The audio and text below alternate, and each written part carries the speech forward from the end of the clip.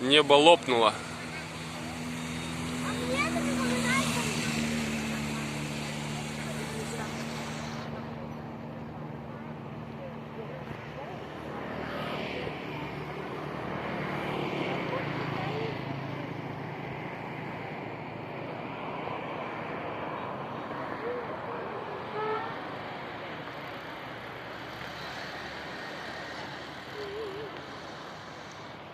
Такое ощущение, как будто начало мультика.